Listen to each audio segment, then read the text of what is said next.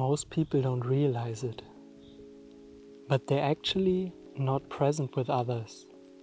They are thinking about what they should say, thinking about how they might be seen. They are thinking, but thought isn't connection, it's the hindrance. You see, nowadays we have a very funny picture of what it means to us when we say we have a clear perception. We somehow have this idea, if we really clearly think through things, if we have really good strong arguments and good rational argument, it seems like we are thinking through things, but that's not actually the case. It's not the case at all. Clarity comes when you put your attention totally to that what you want to look at. So if you put your attention into the act of watching, then the watching becomes more and more total. But people think somehow if they are in their thoughts, argumenting, thinking actively about things and rearranging certain thought patterns, that it is about clear perception, but that's not the case at all. The rule is whatever you do totally and put your awareness on, that's gonna get clear. And being in thoughts is not seeing thoughts clearly, but that's just on the side. You see, thought is just a projection veil. It's actually the thing between you and me. It's that which keeps you secure from your fears that are popping up, maybe in social interactions or any kind of encounter. But it is not what is real. It is like a barrier which is built up between you and me. So you don't have to face your fears and just can cover it up with memory, mental images, or maybe even knowledge. You see your fear, your pattern, your memory, but you don't see really me. And often it has to do with our upbringing, with old patterns.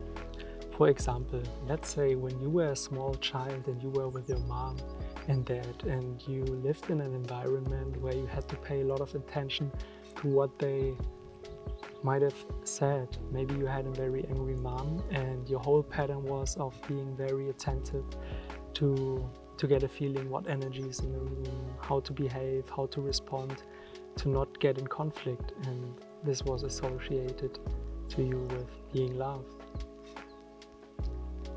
Maybe back then when it happened immediately, that pattern of behavior was good, it was very intelligent, but it was survival. Right now there's no need for survival. You've grown up, probably you're not in this scenario anymore, and even if you are, you're an adult. But the funny thing is we don't behave as adults. We prefer to stick to our old patterns, the old software that has been ingrained into our minds and just is still running and running and running. But in this way, it's impossible to meet others just directly, right now, for example, right now here with me. It's just in the way. And the funny thing is you're doing it always, automatically, and you're calling it yourself, but that's not true. It's just an old program running, like it has been for years and years and years.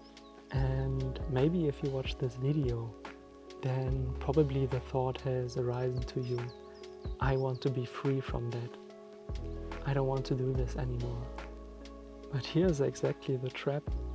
The thought, I want to be free from this, is still part of the trap, because it's based on the belief that you still are inside of that situation, which is just not true.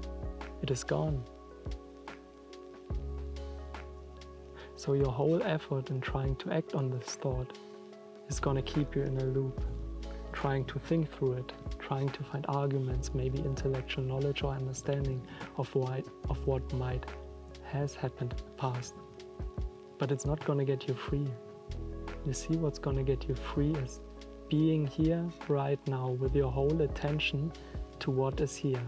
And if that fear arises again, it means just to be with it, just to stick to it, and not to get an intellectual understanding about it. To get free in a month, in a year. You see, a pattern is something that is ingrained and is running over and over and over and over again. You're not gonna get out of it through thinking, because thinking is the trap itself. You need to bring your whole attention to what is right now, here, so that you have a chance of seeing the pattern. And once you see it, then you're not gonna do anything with it. You just be still.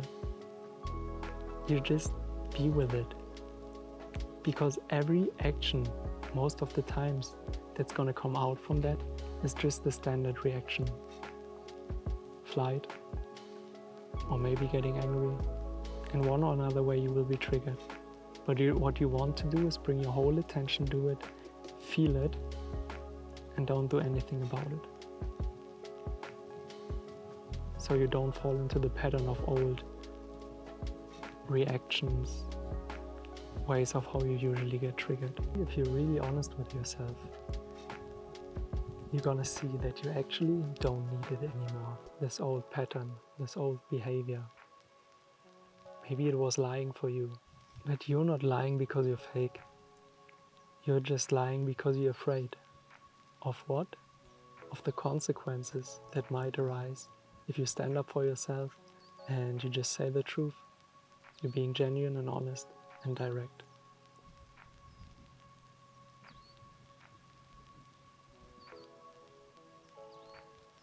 And you know the whole consequences that are gonna come along with it.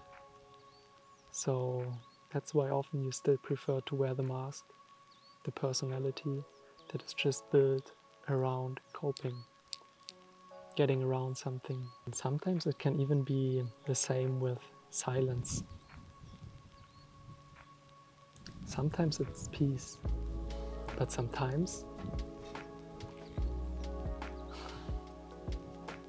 it's just a pause to avoid what is actually here and must be felt.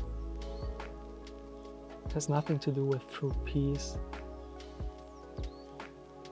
true stillness. That's not presence. That's basically just shut down, dressed up as Zen.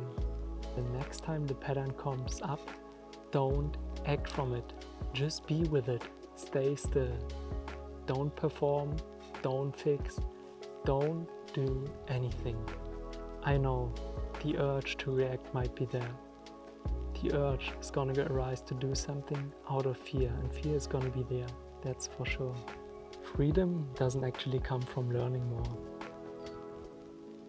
It comes from feeling what you should have felt all the time before. And this is why no understanding will help you from this moment anymore. Fear ends when you stop running, and when fear ends, freedom begins.